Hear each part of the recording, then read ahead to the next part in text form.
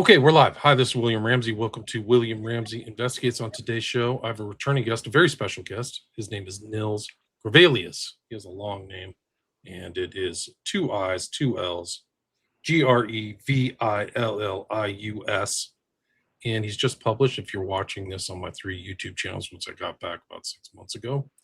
Actually, it's probably been 8 now, which magically reappeared, so that's nice. If you're watching this on my YouTube channels, X, Rumble, Substack now. I'm starting to stream to Substack. See the title of his new book.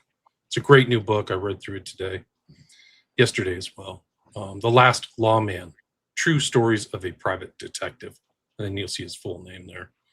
And we're just talking the pre-show. I really should just hit the live button once my guest is there, because I've been in LA for 25 years now, and some of the places I just know on sight. Some of these names that he had, they're no longer there anymore. Some aren't there, some are still there. But it really gave me like a pleasant kind of nostalgia for LA, certain aspects of LA. But it's a great book. I highly recommend it. It's available on Amazon now, and there's multiple formats, so you can check it out. You can get it on Kindle. I think it was released within the last week, so Nils is kind of in rotation, doing interviews and things like that. I think he did one yesterday, at least one yesterday. But he has a really interesting background, and he can talk a lot more about that. So, also, I'd like to mention before we get started, we did the Wonderland murders. We did it back in November. That's how this book came to my attention. I was looking for a guest, and I hadn't covered the Wonderland murders, which are kind of infamous murders that happened in the Hollywood Hills. So go back and check that. I'll put a link to it in the show notes. It's well worth your time. And some of the people that he mentioned in that interview or discussion are mentioned in this book. I remember Tom Lang, who I reached out and tried to have him on my show, but due to agreements that he had come into, I don't think he's allowed to give interviews. So Nils did a superb job on that. And there's a lot of first-person stories in this. And it reminded me of some of the hard-boiled films that I've seen, Heat, about LA, Heat and Chinatown, and we mentioned some of those, LA Confidential. Has that feel to it in the best way possible. So Nils, welcome back to the show. Well, thank you very much, Bill. For people who hadn't heard our last episode or maybe not familiar with you, maybe you can talk about your background, your work, and then what led to the writing and publication of this book, The Last Lawman. Well, my background is my parents were ruling class progressives. And I can't overstate this enough. My father infiltrated KKK groups for the NAACP in Arkansas, contemporaneous with the integration of the Little Rock public schools in the 50s. He was a Marine Corps combat veteran who had no fear of men. All of his fears were intensely pedestrian, like he feared the IRS and other powerful institutions, banks, that sort of thing. He had a paranoid streak, I should say. And my mother's family were Canadian-American aristocrats. One of her great-grandfathers was our ambassador to Belgium, contemporaneous with Leopold II's ravaging of the Congo and Africa. That's the sort of family I come from. And what did they expect of me? That I should be some ruling class Ivy League ponce going to Harvard or hopefully Dartmouth, where my mother's father and uncle and her cousins and her brother all went, that sort of thing. To be perfectly honest with you, Bill, and your audience, if I could have enlisted in the French military at 13, I would have. The French army has a long-standing program for men like me, but it didn't work out that way. I didn't get into the military until I was 17. I couldn't drop out of school fast enough. I was bored by the time I was in my second week of kindergarten. I learned how to read. I picked up the parts that I needed, and I started reading and trying to put some of this stuff into action. Even as a child, I used to make parachute out of a bed sheet to jump from the garage in Terre Haute, Indiana. And I could never get the parachute to open. And my mother thought I was going to die or break my legs or something like that. And I did it over and over again. I still can't get the bloody thing to open. So that was the sort of thing I was into. I probably died almost 6 times in childhood from disease, like like pneumonia. I got stung by 400 bees once when I was 3 years old, and I survived all of that. And my father grew up in an era, he's older than my mother, during the Great Depression, where it was expected that children would die. And he was surprised that I would bounce back from all of these things. And his nickname for me when I was a small boy was Hard Rock. Maybe it was my head that was the hard part. So I went in the army. I did 3 tours in Korea in the early, the 1980s. We still had 40,000 US troops committed to Korea, and we had a mission on the DMZ, interdicting North Korean infiltration.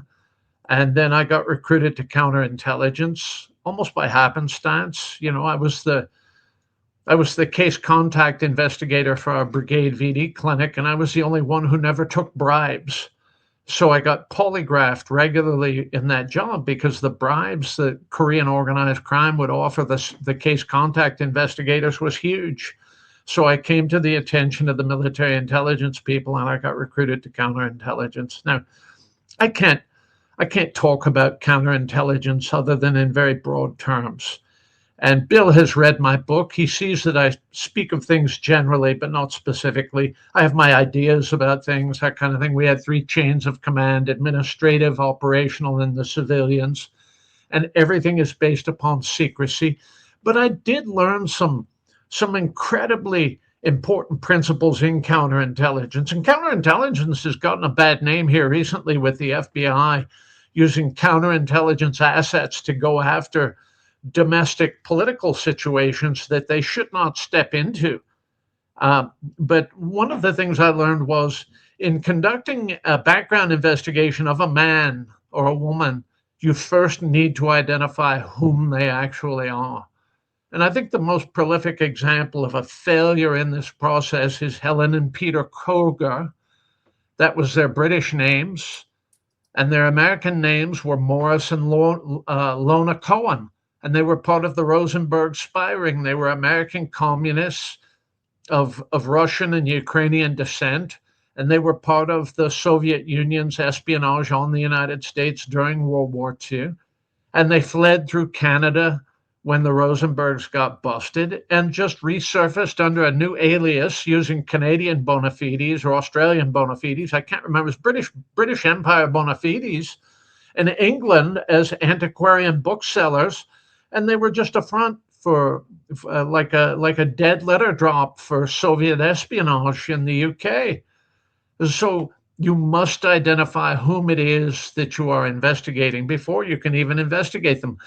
And relying on somebody's social bona fides to measure his loyalty doesn't always work, does it? With Kim Philby, Aldrich Ames, we have these people with the best bona fides in the world. Well, if you don't vet whom they are and what they're up to, you wind up with situations like the CIA twit with the $300 million in gold brick, the gold bars in his house with the fake military.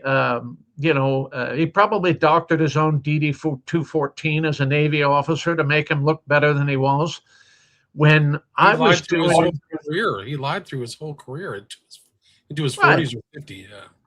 Well, and got away with it consistently. Now, when I was young and doing some clandestine and paramilitary work, etc., the CIA wouldn't even look at a man like me without a college degree, and it better be from a prestigious college like Dartmouth or Harvard or Stanford or something like that. They wouldn't even look at somebody like me, even though I'm on the ground doing some of that sort of work. They don't want to touch men like me. And that's institutional arrogance, and that is at the very heart of the problem within our intelligence agencies. It's about pride of place and prestige. And something else occurred a long time ago. It didn't seem like a long time ago to me last week, but when I think on it, it was a lifetime ago. In 1977, under President Carter's aegis, Stansfield Turner, the director of the CIA, fired 700 plus covert operatives of the CIA and converted the CIA from an operations heavy organ into an analysis heavy organ. And what I mean by that, covert operatives, I'm talking about the old jockstrap commandos, men who jump out of airplanes and blow things up. G. Gordon Liddy, Howard Hunt, men like that. Yeah, they're associated with some black bag jobs, that sort of thing. They served Richard Nixon. Richard Nixon conducted a counterintelligence investigation to find out why his secret military plans were all over the Wall Street Journal and the Washington Post. And that's the heart and soul of Watergate right there. Okay. So when they converted CIA into an analysis heavy organization, they brought in people to run it who wouldn't know a hand grenade from a hand job, Bill. So you have all of these twits with the striped pants and funny skirts with weird names, and now they have septum rings. And they're the ones analyzing what our threat is, what our threat isn't, cozying up to outfits like the Iranians and things like that. We can't even keep an embassy in Iran. Right. That was infamously called the Friday Night Massacre, right? Right. That was the Halloween massacre was. Yeah. What was it? That's what that was. So when he firing those people changed that organization indelibly. They never recovered from it. Even in the age of the global war on terror, you make your bones in the CIA now with your academic credentials, with how it is that you can make chicken salad from chicken shit in reporting and analysis and that sort of thing. And we don't call these people spooks. There are authors who call CIA people like this or NSA people spooks. It's an insult to the men and women who actually cross borders undercover with fake documents, risking their bacon, getting killed in the field, that sort of thing. Those people are spooks. The analysts in their striped pants in Virginia sitting around looking at whiteboards and flashing screens and deciding who's going to live and die over a Starbucks latte, those are espiocrats. Those are not spooks. I want to correct the record on that once and for all. So that was the world that I found myself in. And I will say that I'm a very poor fit for the culture of counterintelligence as it existed in the 80s. And I will say why.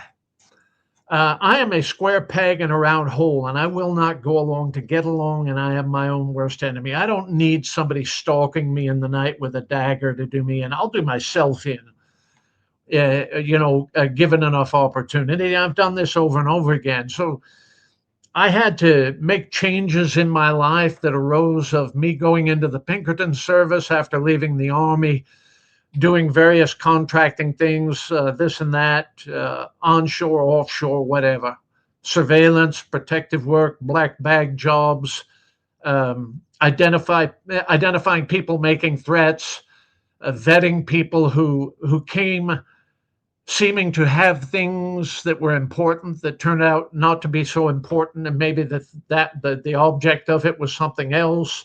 I have to speak in very vague terms here because in the Pinkerton service, everything also is intensely secret.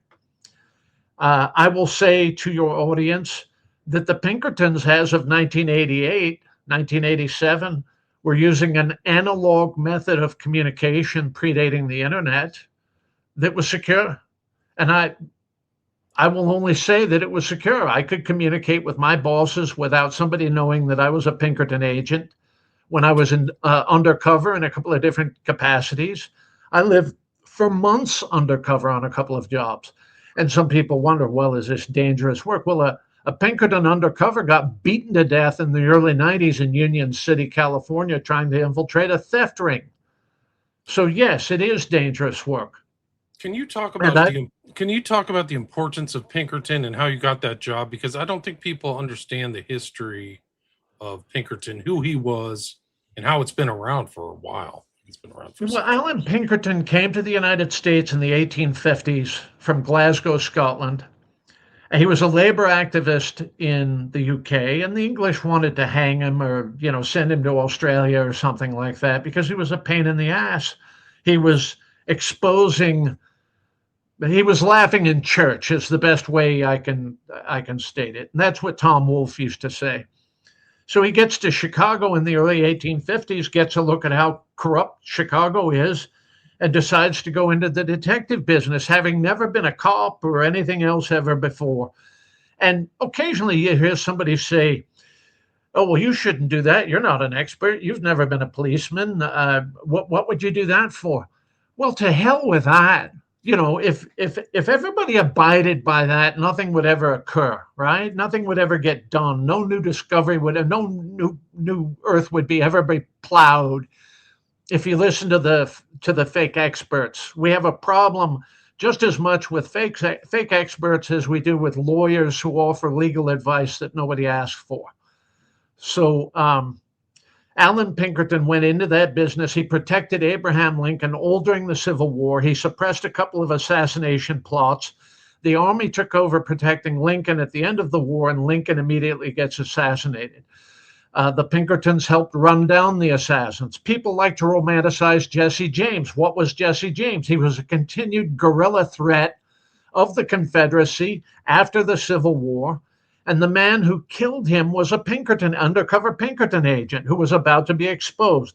Yes, it's easy to romanticize Jesse James 150 years later, 130 years later, and Bob Ford's a horrible villain. Bob Ford risked his bacon for months and months and months infiltrating the James Gang, and the James Gang was not a joke. They killed people all over the northern Midwest, the central Midwest, and the South doing robberies.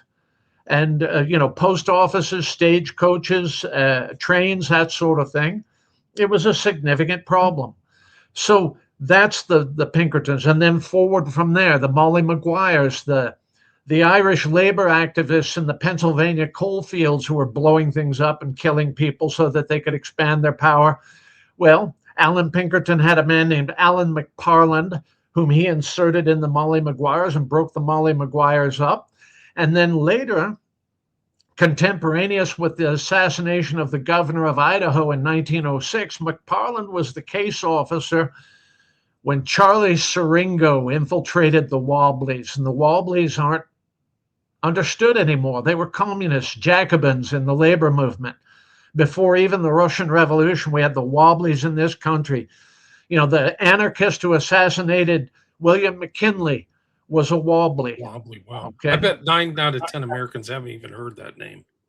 Right. Well, so Siringo identified Big Bill Haywood as the primary malefactor, the force majeure in the assassination of Governor Frank Steunenberg after Steunenberg left office. Steunenberg's great sin to organize labor was sending black infantrymen up from the U.S. border to suppress a miners' strike in the Coeur d'Alenes, and they took a heavy hand with all those nice communist labor rioters, and so they had to assassinate the governor. Well, were they acquitted? They were acquitted. Clarence Darrow represented the Wobblies. Haywood and his co-conspirators in Boise got them acquitted, and a drunken lynch mob formed that was going to lynch Haywood and his co-defendants, and even Darrow. They were going to lynch Darrow. And Detective Siringo of the Pinkerton organization went out by himself with a Colt 45 revolver and stood them down, didn't have to shoot anyone. Okay, so there would be no FBI, there would be no Secret Service without Alan Pinkerton and the men and some women whom he employed to protect American assets, to protect an American president, to protect the expansion of the railroads, to protect the expansion of economic development in the Western U.S. So, yes, Johnny Sumatra says Emma Goldman was prosecuted. This is what I want your audience to know about Big Bill Haywood, the primary malefactor in the assassination of the governor of Idaho. The man is buried in the Kremlin wall next to Emma Goldman's boyfriend, John Reed, right now. That's where they planted his remains. He had to flee to Russia. Okay? He had to flee to communist Russia, right? I saw a picture of him. He was a big guy. He had the right, nickname. He was missing an eye. Yeah. He was missing an eye from a prior bombing or something like that. Now, Americans are deliberately kept in the dark about communist insurgency in this nation. And I will say that we have been in a nascent insurgency again since the Battle of Seattle in 1999 or 2000, the World Trade Organization protests. You'll notice that back then the hard left, the Comintern, came in from all over the world to do battle with the Seattle police and to riot and destroy and burn and graffiti and vandalize and all this stuff. And the WTO paid them off. And there's never been hard left opposition to world globalism ever since, because they used WTO money through all of these climate NGOs and all this other stuff. That's cryptocurrency for Jacobins. It's incredible. That was an incredible event. That's one that we don't talk about much either, because it was So, if I remember, it was pretty savage in 1999. so in 1993, we had an event, the kind of the beginning of the Red Green Alliance. Do you remember the blind check and the bombing of the World Trade Center in 1993? Well, who defended him? The Jacobins of the hard left. What was her name? Lynn Stewart. His lawyer was a communist, defended him, and was muling out instructions for his terrorist followers from the lockup, the Supermax in Florence, Colorado. She wound up getting disbarred and going to prison for it. That's okay, right. I remember that. That's right. so we are But they never emphasize her like overtly communist or far left, bona fides or something. Yeah. So, Mr. Ramsey, if you and I were to go to the search engine of the New York Times, we could search far right or hard right and come up with all sorts of stories, right? You try doing that on the hard left, and you're going to be whistling in an empty hallway, my friend. To them, there is no hard left. There's just the glorious liberal left, that sort of thing. And classic liberals are so stupid in this country. They think that the Jacobins, the communists, the Leninists, the Trotskyites are their friends, So, that's the juncture that we're at. I mean, Luigi Mangione, Elias Rodriguez, this cell down in Texas that attacked the ICE facility, that sort of thing. We're in a communist insurgency right now, Mr. Ramsey. Lenin wrote in 1905, like, we have to kill people to get what we wanted. He didn't say it verbatim, but like in one of his things, people don't understand that the hard left is revolutionary. And once they got into power, they started their own counterintelligence, right? The Cheka, which is an acronym, but like, then they started murdering everybody, murdered the Tsar and all this stuff. Well, yes, and the basis for the Cheka, what was left of Okhrana, which was the Tsar's secret service. And it's, when Ayatollah Khomeini came to power in Iran in 1979, he just took what was left of Savak, all right, and his revolutionary tactics were distinctly Leninist. He had the hard left of the West furiously giving him a tongue bath on his way from Paris to Tehran to take over. And immediately he started punishing the Iranian middle class for having helped overthrow the Tsar.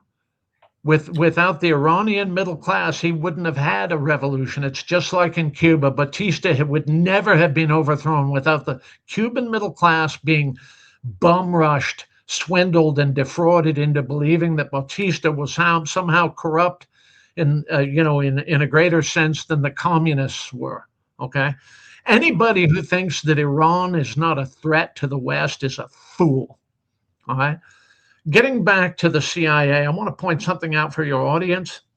In the mid 80s, an Iranian proxy called Hezbollah, operating in Lebanon, captured the chief of station, the CIA chief of station.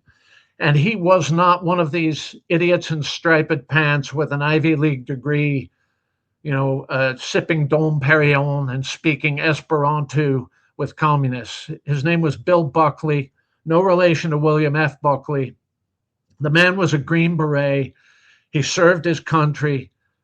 And he goes over to Lebanon to be chief of station and immediately gets kidnapped. I have often wondered if one of those people in the State Department with the Stockholm syndrome for the hard left and for the jihad didn't identify him and where to get him. So Hezbollah, and the Iranian Pasda Iran, which is what the Quds Force was called back then, started sending VHS tapes of the torture they were inflicting on this man. And they sent several tapes to the BBC, Le Monde, etc. And these tapes were played and excerpted and that sort of thing. And they made the story about how corrupt the CIA is, how inept the CIA is, that they would allow one of their own to be captured. Isn't this sad? What are we going to do about this? And then the Iranians, to kill Bill Buckley, they skinned the man alive on camera while he cried for his mother. So when I hear some woke right-wing type, and I use the term advisedly, most of them are just ignorant of the past, crying about our war with Iran. We've been at war with Iran continuously since 1979. Anybody who thinks otherwise is an idiot, okay? Gotcha. And it has nothing to do with Israel. Israel is just fulcrum and lever for this or that or whatever. This has to do with us and Iran wanting to replace us as a superpower on the world stage, and that's it, okay? Israel didn't cause this war. Israel is a sideshow to this, okay? I will never get shit up my neck when I see Delta Force or the Navy SEALs or the U.S. Air Force or whatever vaporizing Quds Force or their political leadership or their military leadership or a drone strike or whatever. It's not going to bother me. I'm not going to lose sleep over it. In fact, if I were a younger man, Bill, I confess I'm a violent man with violent tendencies. I would be there myself doing it right now. I wouldn't be like some groiper sitting there in a darkened basement, stroking myself to Nick Fuentes and his transvestite boyfriend. I would be out in the field doing it. Okay, so that's my opinion of these things, and people can take issue with it if they like. Gotcha. So you're pretty much pro Iran war that's happening right now, but also, you kind of came around in that context of intel, counter intel, and also security, because Pinkerton it's kind of like a quasi governmental agency because they're hired by the government at off times. They're a third party, but don't they get contracts from the government? Is that true? Well, of course they do. Doesn't Blackwater? Wackenhut comes to mind too. Yeah, Wackenhut is another one. Or defense industries in general. Right. Okay, so let's call the Pinkertons the Blackwater of the 1860s, 1870s. They still take government work from time to time, this and that. I'm going to point out for your audience that there was a 300-year period of time in Western Europe where no power won a major war without the use of conditori, which is an Italian term for men like me, private operators. Often they were Swiss or Spanish. They formed their own arms company, the Hispano-Suiza. There were Swiss pikemen who could be hired 300 to 3,000 at a time, who were backed up with crossbowmen, and Spanish arquebusiers who could win a war for you if you needed your war won. Okay. Aren't they still protecting the Pope, those people? I thought it was the Swiss Condottiere. Bill, yeah, they call them the Swiss Guard, but they're not mercenaries. They're part of the Swiss army. Okay. But yes, for 300 years, there were plenty of mercenaries for hire. Now, the mercenary, a lot of people like to hate the mercenary. You remember how all of the Husseinoists talk shit about Blackwater during the Iraq War. The Iraq War was plenty filthy. Don't get me wrong. The Iraq War was a huge mistake. But the people on daily costs, all of the Kossroids, who were sort of the groypers of their day, were gleeful with celebration when a couple of mercenaries got strung up from a bridge in Fallujah or Rafah or one of those places, right? They are not the problem. They are the symptom of the problem, okay? By the time your government needs to hire men like me, your government has a problem. They're hiring men like me to insulate themselves from the problems of their own creation. If we keep going in the same direction, all of our wars will be fought by drones, clones, robots, and mercenaries. And our military will be converted to an overweight, transgender, politically correct, uniformed Meals on Wheels force for the third world. It seemed to have changed under Biden. I mean, like the bunch of Well, transgenders. so baby Lord Husseino becomes president in 2009. He's immaculated president. And whom do you think baby Lord, after talking all that crap and all of his acolytes and people and everything else, talked all that crap about Blackwater, whom did Husseino hire to protect his people in the Middle East? Blackwater. Right. The best. All right. There's an even more storied organization that Americans don't know so much about operating in sub-Saharan Africa called Executive Outcomes of South Africa Limited. And people want to again, trouble with mercenaries, that sort of thing. Executive Outcomes has a fantastic, stellar record of human rights from even the human rights organizations protecting the lives of civilians against their own government. Interesting. So how did you move from military in Korea to military intelligence, counterintelligence, and then to independent private investigator or private detective? I don't like taking orders from bastards in suits. You know, if you're working for a metropolitan police department, it's easier to be a cop in a big department than a small department because there's lots of places to hide. You can pretend you didn't hear an order, you know, all of these things, right?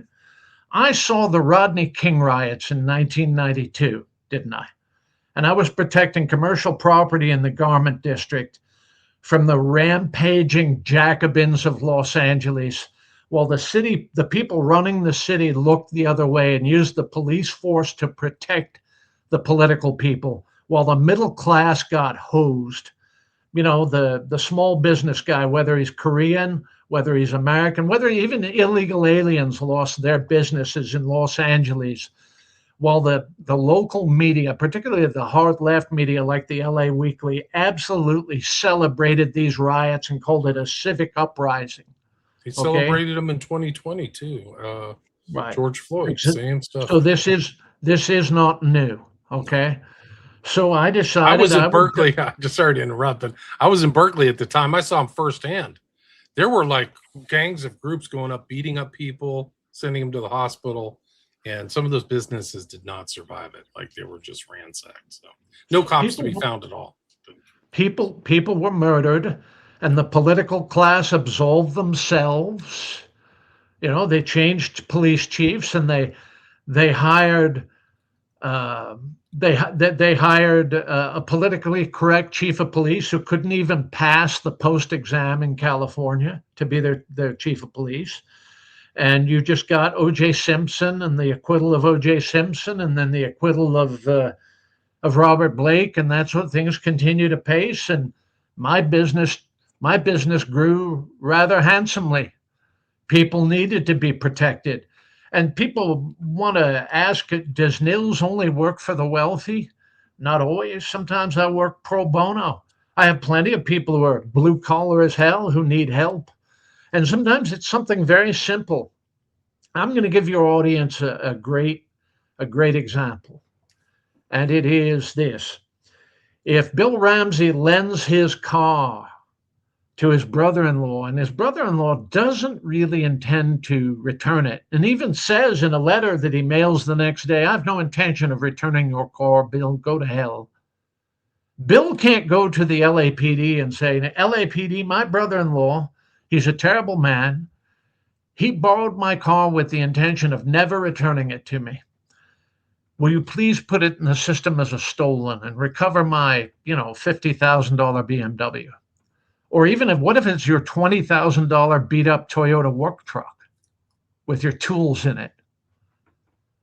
Will they put it in the system as a stolen? They will not. And it's because the district attorney will never file on that case. There's a difference between the letter of the law and the filing policy of your district attorney, and that's where that's my That's where ellipsis. you operate in between That's them. They're all that's where I Soros go. attorneys in California, well, nationwide actually, but most of these major cities were Soros-backed open society people who are farthest left. I don't even know if it's far left is even accurate. Like the guy in San Francisco was a joke. Forgot his name. It was Chesapeake. yeah, Chesapeake. Yeah, his Well, parents were like in jail for bombing stuff. Like crazy. his boyfriend George Gascon in Los Angeles, same thing. They were two turds out of the same stinking pot. So yeah, I go to work on cases like that. But even 30 years ago, They've destroyed these cities. They destroyed San Francisco. It's such a beautiful, like, you have the ground space for really one of the great urban areas in the world, and they freaking destroyed it. They hollowed it out. Chesapeake, they have no shame about this stuff too. Like the left is just impervious to like criticism. Like, oh yeah, we're so moral. You're not. I'm sorry. None of these people are good people. They've destroyed people's lives. They don't believe in like prosperity or even the simple things we used to take for granted because it's all oppression. Like they're actually the most oppressive people on earth, much worse than any oppression from so-called capitalists or and you better like it. And you better like it. Yeah. Oh, yeah. Yeah. You have to break some eggs to make an omelet there, Bill Ramsey. Why are you so selfish? You're really enjoying your white privilege a lot. I'm a now, Nazi. Those are Nazi ideas. Like, oh okay, gosh, I don't want my kids to be raped, and I'd like people prosecuted for breaking the law. Far right. You're far right. They inflicted the same thing all over Black Africa. They did the same thing. The white European and American and Canadian Jacobins went into Africa, and Africa is in the pitiful state that it is right now because of that sort of thing. That's the same thing. So I had a case up in Silicon Valley 33 years ago. There was a Porsche mechanic in Pasadena named Roger Birch, Scientific Automotive. He's dead now, so I can talk a little bit about the case. He does $30,000, $40,000 restoration of a 911, Porsche 911, great call.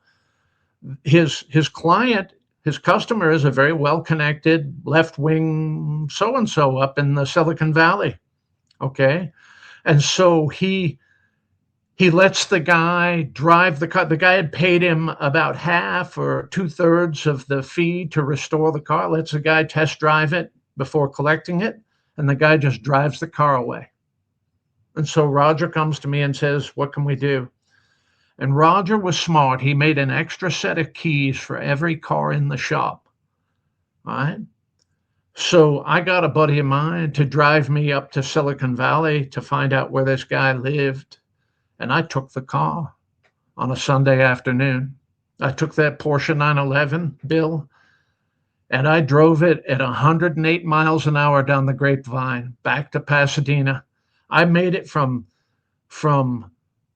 Los Gatos, that was the town, to South Pasadena in 3 hours and 45 minutes in a Porsche 911, right?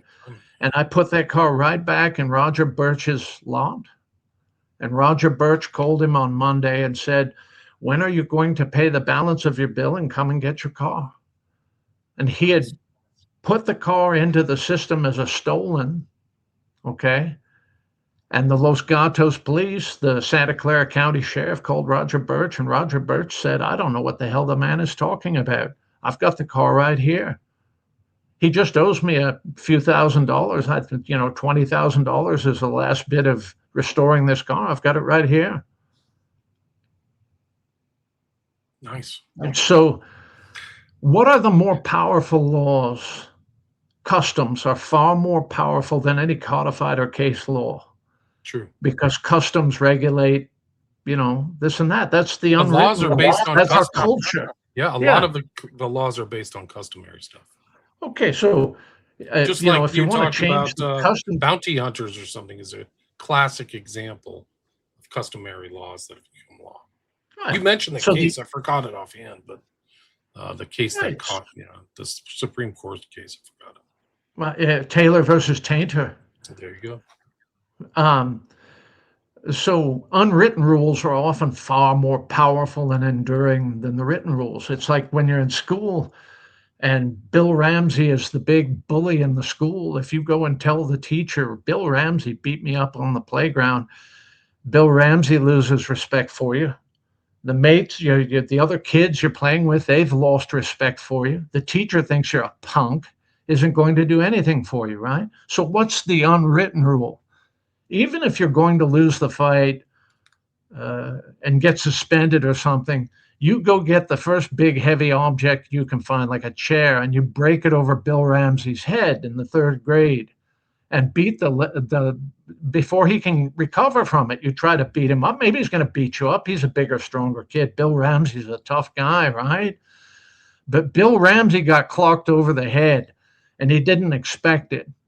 And Bill Ramsey thinks to himself, this kid is indigestible. I will pick on somebody else. And the teachers say Bill Ramsey needed his ass kicked forever, right? All right. So, yeah, that's the unwritten rule. The written rule is go tattle to the teacher and be a punk for the rest of your life, right?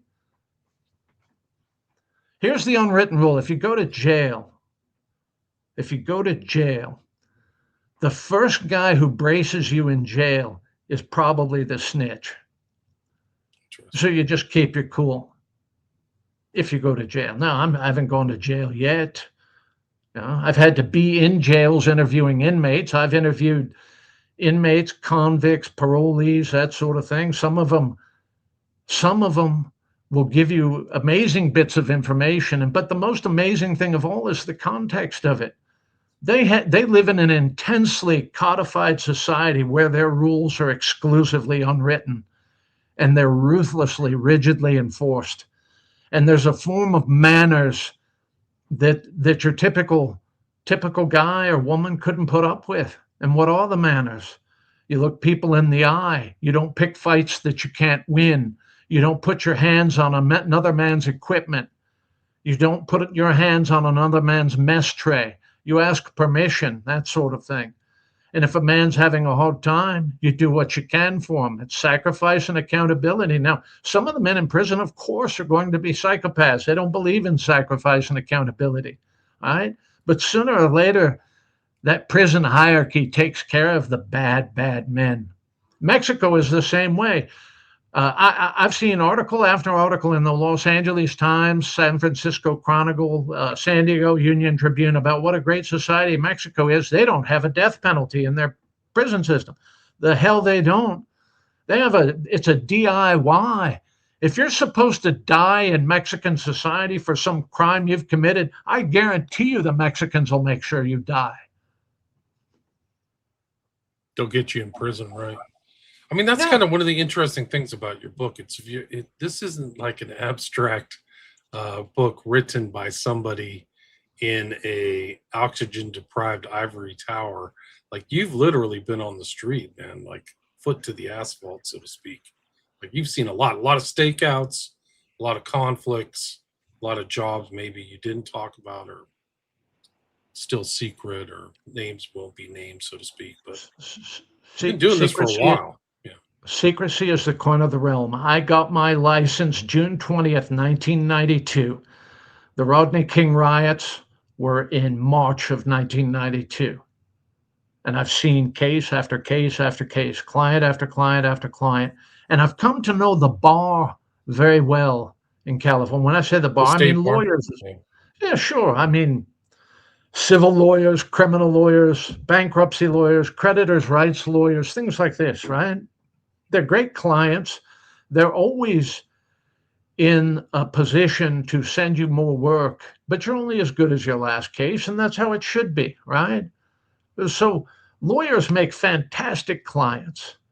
You don't have to explain things to them. People like to make lawyer jokes. I like a good lawyer joke now and again, Bill, but I'll tell you what, if people knew how filthy and corrupt private detectives were, they would abandon lawyer jokes overnight, especially if they had to be exposed to the services of private detectives as regularly and relentlessly as they are exposed to the practices of lawyers. And you kind of mentioned some of this in the last part of your book. Like you knew some of these other guys who were PIs in California. I thought one was Pelicano. I thought you were an Italian last name or something. But some of these guys are pretty interesting, is the way to put it. I should say so. And Anthony's an interesting guy. It's easy to say Anthony. Yeah, Anthony's a bad guy. They found hand grenades in his safe. He terrorized an LA Times reporter. Okay. Anita Bush, the reporter, didn't need to be terrorized. It was an ugly thing that he did. He did it for hire, whatever. He went to prison for that and for wiretap, right? I will say that most of the people that Pelicano wiretapped would be just as happy to hire Anthony to wiretap their enemies. Right. He was like an expert wiretap. And Pelicano, he was super bright. He was a very bright. He could have been a lawyer or something else. I guess he didn't have the sensibilities or something. Anthony's not a dumb guy. He's done some stupid things, of course, but I don't think he's a dumb guy. There have been some real dummies that I have seen, corrupt former cops, grifters, grafters. There was an unlicensed private eye named Nick Baroni, who I fully lay out in my book for his crimes, the ones that I'm aware of. Right? Up in San Francisco, there's a very different canon for private detectives, and it's a reflection of the bar, the lawyers in San Francisco. Tink Thompson, Hal Lipsett, David Fetchheimer, Michael Zanoni. I have a very good friend up in Santa Clara County who apprenticed under Zanoni. This guy's name is Bob Ferris. Bob Ferris is a forensic scuba diver and private detective who has pulled dead bodies, weapons, things like that out of the various bays around San Francisco, the bodies of water, etc. He's never been a cop in his life. But Bill, no one would call Bob Ferris a civilian. Tink Thompson, he wrote a doctoral dissertation on Kierkegaard in Danish 2 years after learning to speak Danish. And he was a philosophy professor at Haverford. And then he chucked it all. He gave up his tenure to be a Pinkerton man in San Francisco in the 70s. Well, Tink was a UDT man in the U.S. Navy in the late 50s. He's a man of a great ability, still alive, lives up in Bolinas, which is that, exit from the freeway where they hide the road sign. It's probably Tink's son who goes and collects the road signs so you can't find Bolinas, California. The man's been there and he's done it and seen it and that sort of thing. I don't have to perfectly agree with Tink to respect Tink. He's still if anybody among the living. He's still there. He's 91. Right. If anyone wants to know more about Hal Lipsett, there's a great movie called The Conversation with Gene Hackman and Robert Duvall. I watched it again a couple of months ago, the night it's directed by Coppola, right? The one directed by Francis. Yes. Coppola. The night Duvall died, I watched that movie. I hadn't seen it in 20 years. And it's a great film. It's expositive of the work, that sort of thing, Gerald Hall is asking me about the Feinstein, Pelosi, and the Harvey Milk assassination. Okay, this is what I'm going to say. Dan White, the man who assassinated Harvey Milk, didn't kill Harvey Milk because he was a homosexual. He killed Harvey Milk because Harvey Milk was interfering with various things. Dan White was a former police officer, that sort of thing. He also killed Mayor Moscone of San Francisco. It had absolutely nothing to do with Harvey Milk's sexual orientation. Okay, Dan White screwed up. He committed murder. The man went to prison for the murders that he committed, and that's all there is to it. The more interesting thing of Dianne Feinstein is the counterintelligence situation she found herself in, with 19 years with a Chinese intelligence officer as her limousine driver. That's more interesting to me than Harvey Milk getting, Harvey Milk was friends with Jim Jones. So Harvey Milk gets put to room temperature, I think in the early 80s, whatever. But the more interesting thing to me is the counterintelligence situation. Remember a few weeks ago with Eric Swalwell suddenly dropping out of the governor's race and resigning from Congress. Some people think, oh, that has everything to do with the women that he was abusing. Yeah, well, he was abusing women, but I'm going to point something out contextually. Our friend Mr. Swalwell was making a lot of facial noise, lots of facial flatulence about Epstein and Donald Trump being a quote unquote pedophile and release the files and all of this stuff. Well, so Kash Patel starts talking about how about we open also the Fang Fang files and we can talk about Mr. Swalwell's relationship with a Chinese spy. Let's open those files up. Just as Swalwell is nominating himself to be governor of California, and the Democrats turned on him and savaged him, and suddenly there's a torrent of released information. When the Democrats want to savage a Republican, they're just as likely to make something up. When they want to savage another Democrat, they just tell the truth about him. This guy is pretty interesting. They're all kind of, I'm not saying they're all abusing women, but it's not uncommon for congressional thing. There he is with Fang Fang. I don't know what the date is. That's right. Let's open that up. I wonder who else is Chinese espionage adjacent in the California congressional delegation. A lot. How many of those people does San Fran Nan know? Curious minds want to know, right? Where's Nancy? Right. Who has a pretty colorful family history herself. Yes, she does.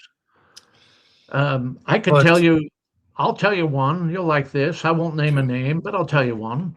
There's a man in San Francisco who is probably very, very close to Gavo Del Tardo, our governor. Probably knows Paul Pelosi, Nancy Pelosi, etc. What if he was laundering lots of UN aid for Robert Mugabe? What if he was? What if all that UN food and housing aid flowing to Zimbabwe after Zimbabwe was destroyed by communism after 1981? What if a significant amount of that money got laundered right through the hands of a San Francisco operator? What if it was a man that I've had under surveillance multiple times? Right? Be quite interesting, actually, because that would be a lot of money and be another misuse of funds, fraud. It seems kind of standard. Never happens. That sort of thing never happens. Perish any such thought, Ramsey. They're so honest, Nils. How could you ever question a politician or any of these people to self-deal? It's just they're beyond the pale. Come on. So there's much to be worked with. San Francisco is distinctly different from Los Angeles. San Francisco is corrupt as hell and very well run, typically up until about 15 years ago. Yeah. And Los Angeles is corrupt as hell and very poorly run, typically. It's getting worse. Like there's potholes, like my social media and stuff. It's really bad. Bart's saying there's more to Dan White, that whole Twinkie defense. The killing of Harvey White and Moscone and the Jim Jones thing that happened in Guyana, I think we're only a week apart. Like they were very close events. Well, how about this? How about this? You're going to love this, okay? Twinkie defense, whatever. I don't live in the theoretical world of defense counsel. Criminal defense lawyers make things up. Like the other day, Carmelo Anthony's lawyer said maybe Austin Metcalf fell on that knife. So I don't live in that theoretical world. Now, I'm going to point something out. Speaking of defense lawyers, there's an interesting man who was the defense lawyer, conciliary, if you will, to Jim Jones, People's Temple, Guyana, Kool-Aid, that sort of thing. And he was the last person to see Jim Jones alive. Everybody else who saw Jones within those few days got killed, including Leo Ryan, the congressman, murdered on the airstrip in Guyana. So Jim Jones' personal lawyer was also a bit of an author. He wrote some interesting books. JFK, perhaps? Well, okay, so Mark Lane is the guy who virtually created the industry around Oswald being quote-unquote innocent, speaking of American communists. Mark Lane was a communist. So he comes up with 2 or 3 books trying to posit that Oswald couldn't possibly have murdered JFK, couldn't possibly have murdered Officer Tibbetts of the Dallas Police Department. Oswald's rifle was in the book depository. Obviously, the FBI, J. Edgar Hoover planted that rifle there, something like that. His books are cockamamie, they're nonsense. But people soak this stuff up because of the closed mouth nature of the government around certain things related to JFK. Okay, and I'm going to give you something that they're not going to talk about. All right. What if Oswald was under surveillance on the day that he murdered our president? Well, nothing would surprise me with Oswald, who had an interesting career. He was in the Soviet Union. Natsugi. He went to the Soviet Union. He came back. He defected to the Soviet Union and then undefected because he was a psychopath. Like all Jacobins, he was a psychopath. He wanted to be treated specially just to feel normal. He didn't want to have to compete for anything. And in the Soviet Union, they expected him to be happy with an industrial job and a Russian wife to babysit him, whatever. So he brings Marina back to the United States and he joins the Fair Play for Cuba Committee. And one of the things he did prior to assassinating President Kennedy was he tried to assassinate General Walker with the same 6.5 millimeter Carcano rifle. He didn't succeed in assassinating the general, though. Okay, that was his rifle. It was his .38 special revolver that he killed Officer Tibbetts with.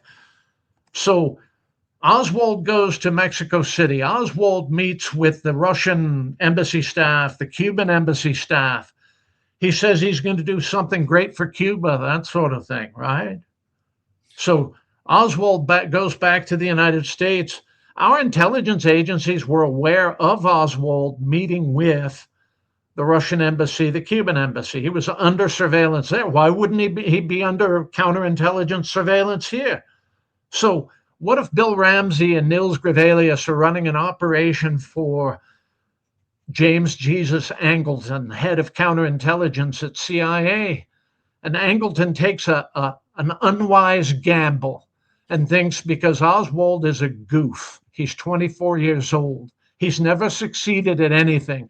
He's kind of like Thomas Crooks. How could you possibly adjudge this man to be a threat? Let's place him under surveillance and see who his playmates are in the United States and see if we can identify any Cuban or Soviet people that we don't already know about operating in the United States. And what if Oswald was under surveillance by Bill and Nils on the day that he goes to the book depository with his rifle and assassinates the president of the United States? Somebody had to tell Dallas PD to be on the lookout for Oswald. After the assassination, Oswald left the book depository afoot with his .38 revolver in his waistband to go to a movie theater. Who goes to the movies after assassinating the president of the United States? Is he attempting to establish an alibi, or is he meeting with a case officer of DGI or KGB? We don't know. We won't ever know these things. All right. So it sure seems like he was supposed to meet with somebody at that theater. What was it? Apollo. Correct. What if it was one of Angleton's people pretending to be a Soviet intelligence officer? Who knows? But somebody told he's surrounded by intel people and Knights of Malta and all that stuff. Correct. Shaw was a Knight of Malta and, like you, military intelligence. And Ferry is a weird guy, man. Have you ever looked into David Ferry? He's something else. Who? David Ferry. Oh, okay. Well, but so somebody told Dallas PD to collar and detain Oswald for questioning, right? So Oswald kills the officer who makes contact with him and goes right to the theater and, goes into the theater to watch a movie and gets picked up 18 minutes later, still with the .38 revolver. All right. I think Jack Ruby is coincidental. Jack Ruby, when he was interviewed, said, "I love JFK. I was offended that the man would be murdered here in Dallas. I hate Dallas. I hate the local authorities. I'm from Kansas City. I'm part of the Pendergast, whatever. Hell yes, I gunned down Lee Oswald. No one else is going to do the job." Yeah, he never denied it. Yeah. Yeah, he never denied having killed Oswald. Later, when he's dying of cancer, he hinted at intrigues that he may have been involved in, but never gave up the goods, right? Well, that's all made up. It's just like James Earl Ray toward the end of his life trying to say, yes, I did, no, I didn't, yes, I did, no, I didn't. I think the people who hired James Earl Ray may very well have been Nation of Islam. Hmm. King was assassinated a couple of years after Malcolm X. And we know that Malcolm X was assassinated by Nation of Islam. What do you think Mark Lane was doing in Guyana with Jim Jones? Oh, probably giving him some legal guidance on what he could get away with in dealing with Congressman Ryan, who was coming down to inquire as to the status of some of his constituents who are living in Guyana. You know, Mark Lane was his lawyer. You know, Jim Jones was a widely respected character in San Francisco Democrat politics for decades. You know, the man, For a he decade, was, yeah. yeah, He was a left wing, very far left wing type. He was a Jacobin version of who can I adequately characterize here? How about L. Ron Hubbard? He was a little bit like L. Ron Hubbard, but a Jacobin. He was happy with government money because he took everybody's government checks. Like that was his income. These guys are really good capitalists. They parade themselves as like commune, communal people, but they like their government money and they like to centralize it. And it was centralized with Jim Jones. I think that's a good characterization. No one likes money like communists like money. They dream of money. They dream of power, that sort of thing. It's all about property. It's all about capital. They literally dream of it. It's so funny, like these people, how they're like above coin. They're always talking about other people's money and why other people shouldn't have it.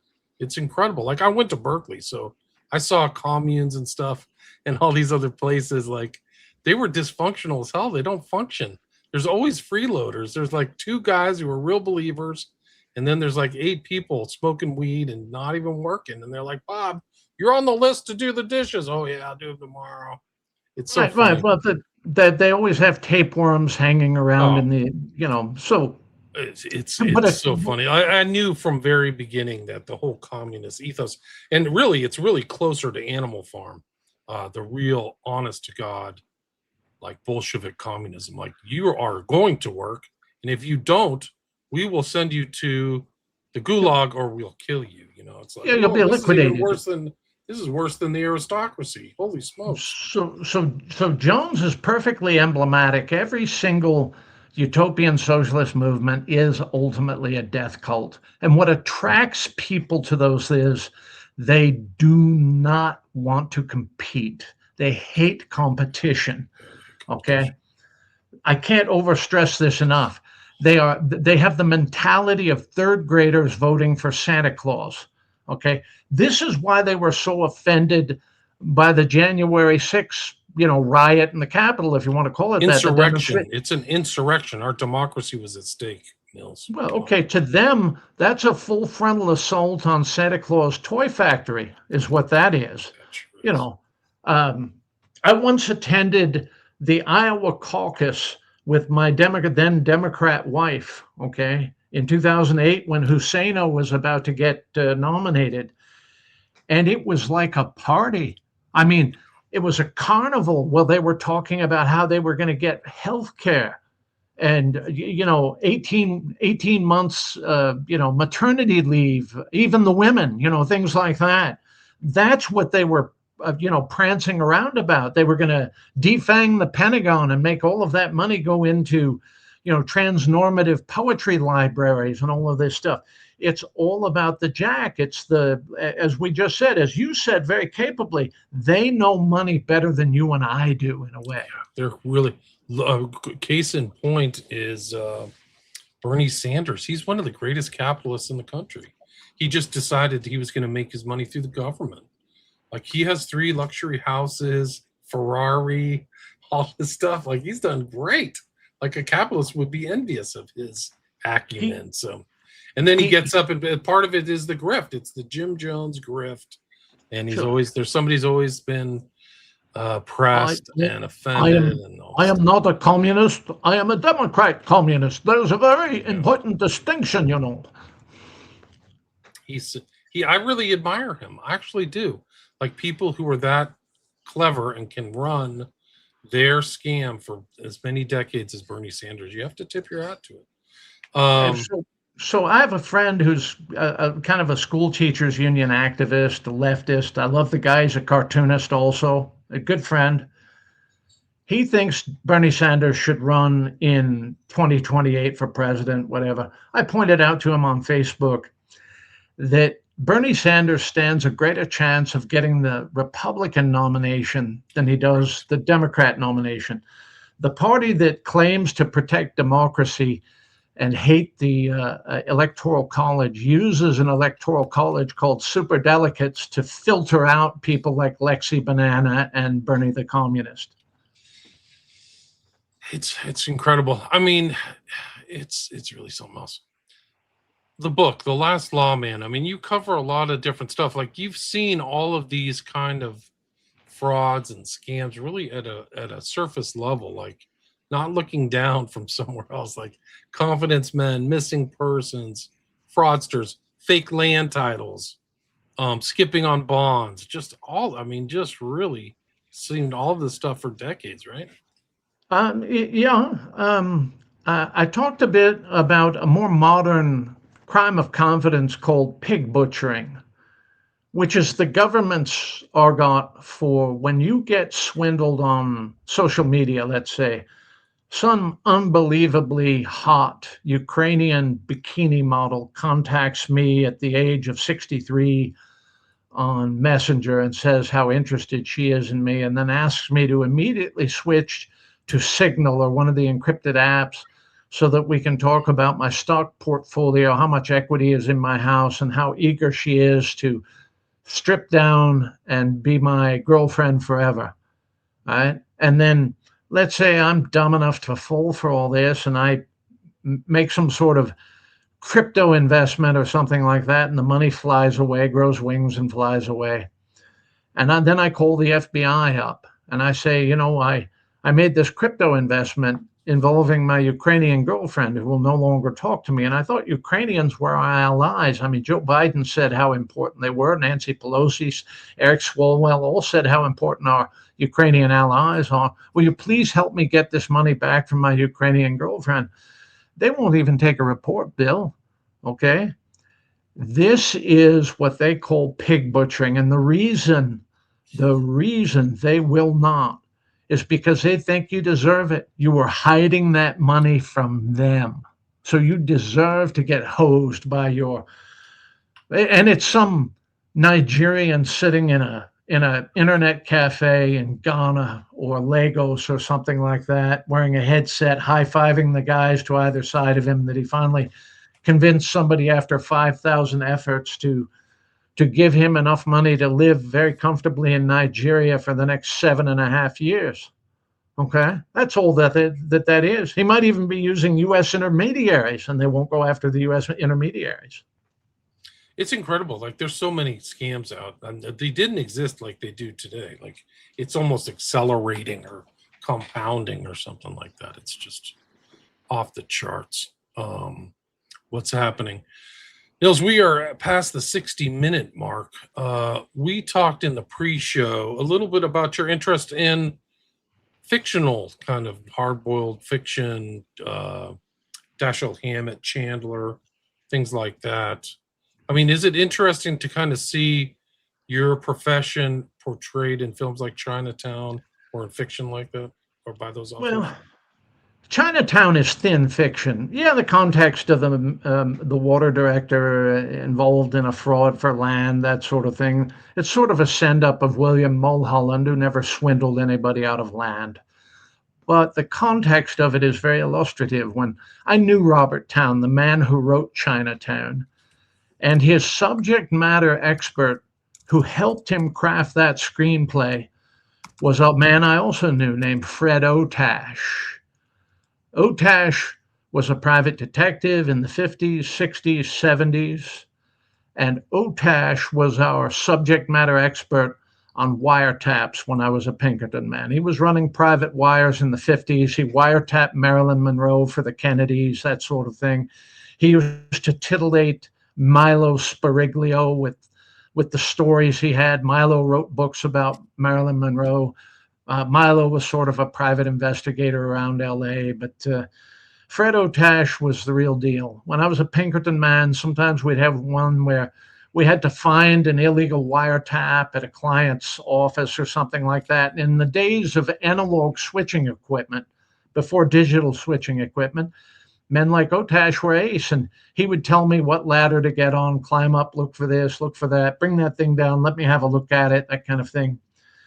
And so he was town's subject matter expert. He was also James Ellroy's subject matter expert for LA Confidential. Now, LA Confidential is sclerotic and disjointed.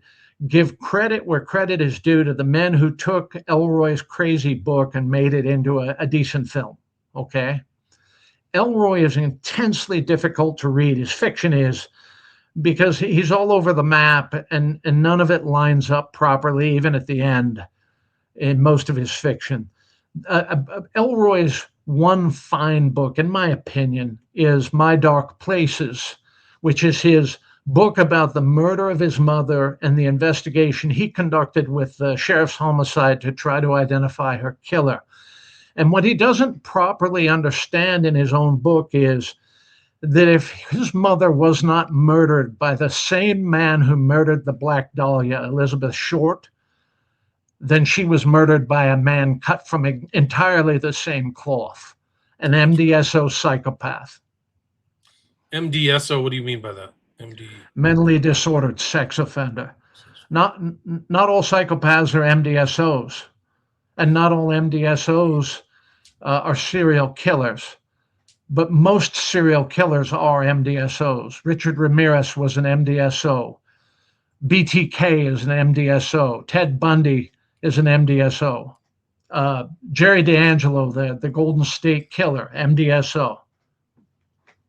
The two Hillside Stranglers, right?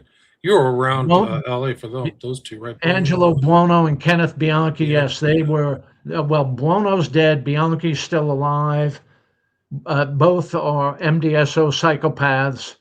I understand them because I've done some research. I've done a lot of cases. I've interviewed psychopaths in the detective context. And I am freed from something that a psychotherapist or a psychiatrist is not freed from. I don't have to treat them. I don't have to sit there and hold their hand and call them a patient or something like that. To me, they're a specimen or a subject, right? And this is a failure of psychiatric medicine. I'm going to point out for your audience, Bill, one more thing that is less than obvious. Psychiatric medicine often moves backwards in the West, with psychiatrists unlearning decades or even centuries of accepted, solid knowledge. They have removed psychopath from their own Bible, the DSM, and now they call it something gentler and kinder so that people don't get stigmatized for being psychopaths. Now they call them antisocial personality disorder, which is just painting a fresh new ring on the smokestack of the Titanic as it goes vertical before it dips under the icy water for the last time. It's because all the terminology and all the labels now have been PC'd, so they don't want all these things. I mean, transgenderism used to be in the mental health handbook, which the name escapes me right now. But, yeah. And some transvestites were neurotics with problems, that sort of thing. When I was a young man, my father had been a criminal reporter at one time. When I was a young man in Los Angeles, he showed me how to spot a transvestite. And he pointed out to me that most of them are muggers, homosexual muggers, who rob men, who pretend to not know or genuinely do not know that the person that they are transacting a prostitution arrangement with is a male rather than a female, often involving alcohol. You know, so in the LAPD argot of 50 years ago, they were called hugger muggers, that sort of thing. Now, these young people with their purple hair and their nose rings calling themselves trans, this is the same crowd of neurotics who were chewing on Tide Pods 10 years ago, Bill. It's just the seeking of attention. And yeah, there's a sociopathic or psychopathy angle to it. And I'll tell you what it is. Psychopaths have to be treated specially to feel normal. And it's in ever escalating amounts. That which satisfied them on Monday is wholly insufficient by Wednesday. Nils, we are at the 75-minute mark. Is there anything you'd like to add or anything I missed before we wrap it up? Why the hell hasn't your audience bought my book? I'm very. Oh, you already had one sell. There was one person who said they sold. That's good. They bought your book. The book is true to life. It's incandescent. I think that it is a perfect Father's Day gift. Don't get your poor father another crappy necktie or a Starbucks gift card. Get him The Last Lawman. True stories of a private detective. Bill, I want to thank you for lending me your microphone and your fantastic audience. I don't have to agree with all of your audience members commenting. I'm grateful for their presence, and I hope to meet with your audience again. Likewise, I hope you come back. I mean, somebody just bought it. Gerald bought it. There was somebody else here who said they bought it. Let's see. I have to go back through this whole thing. Jolly and West. I missed some of these comments. God, here it is. Yeah, Gerald all bought it. Thanks for listening, everybody. We had about 150 live listeners. Really appreciate it. The book is available on Amazon. Kindle, audiobook. You can audiobook it, MP3, CD, paperback. You can get it now. And do you have a website? I think last time we talked, you had a website, right? Grevillius PI. People try to message me on the website, but he gets bombed with spam, so I never get the messages. I am also on X, formerly Twitter, at Detective Nils. I'm grateful to your audience. When you have this book in your possession, I want you to properly understand somebody is going to steal it from you. After you've read it, allow it to be stolen. Get another copy, right? Get one for your worst enemy and your best friend both, so they know exactly what the cut of your jib precisely is. Get one in each medium, guys. Get an audiobook and the Kindle and a paperback, so you can support more projects and authors like this. So I know you are. This is not your first book, though. You've written fiction too, right? I've written some crappy, trashy crime fiction that was wildly entertaining to me 20 years ago, that sort of thing. I may write yet another novel. I don't know. I am contemplating writing a book specifically on surveillance, technical surveillance, foot surveillance, vehicular surveillance, the when, the why, the how, and having it illustrated by a cholo gangster artist, and having one page in English and one page in Spanish. Interesting. And I think the tentative title is On Surveillance, Pavement Arts for the Night Soldier. There you go. Because some of those stakeouts you did were like week long and like multiple things and back. And you had this other guy, Don Moon, you work with, and some of these Ferris you mentioned. So you had like almost like a cop would have a guy who would ride in the car with them. So you didn't work alone. I have a retinue of men and women who are gifted at what they do. I have a specific surveillance team I often use. They are invisible, and it is a family of men who they're related to each other. A couple of brothers, their sons, that sort of thing. And you had a woman once. I know. I read it in the book. You had a woman who was. Well, we also put a young lady undercover in a situation where we had a man under surveillance so that she'd be in close proximity when he behaved badly. And, those are how cases are made. Right. And so you were kind of like the guy from Chinatown, the Jack Nicholson character, infidelity cases, all kinds of interesting. I mean, you've seen probably all the 7 deadly sins played out in the backdrop of LA. Yeah, Bill, but let's be realistic here. Every time I think I've seen it all, done it all, I get rocked back on my heels by something out of left field I never expected. A bolt from the blue. I get surprised once in a while. I can't get too complacent in my routine or thinking I'm so sophisticated that I know everything. Eh? So you're still learning. You're still learning then. That's good. The I'm interesting still thing is a lot running. the guys who were, would you agree with this question? The people who kind of were PIs a long period of time, they may not have had um they may not have, like, had advanced degrees or something like that, but they almost had an advanced intelligence or an advanced street degree, and that's why they were successful over the decades. Would you agree with that? Well, that's part of it, but it's not the essential element. You know, there is an emotional quality that they have to have that cannot be substituted with something else. And I reveal this in my book. I won't reveal how to identify it, but it is the same thing that the Navy SEALs and Delta Force are looking for when they put um, somebody through selection. And it is, they are looking for the ability to deal with ambiguity under stress. That is the rarest human emotional quality there is. All of those exercises in the surf and cold water and lifting logs and running for 12 miles, those are all healthy, strapping young men. They can do it over and over again. But you cannot give somebody an emotional quality they don't already have. You can traumatize them and make it so that they lose emotional qualities, right? But you cannot give somebody that level of hardness. And that is what I look for in the men and women that I apprentice. I have apprenticed 4 successfully in 34 years. I've had several try who couldn't cut the grade. All right. Yeah, Nils mentions the Rockford Files in his book and some of these other things. I grew up on the Rockford Files. Rockford lived in like a trailer near the beach. It was a classic show, man. Like, you met James Garner too. I think that was kind of a great story. Yes, Garner was fantastic.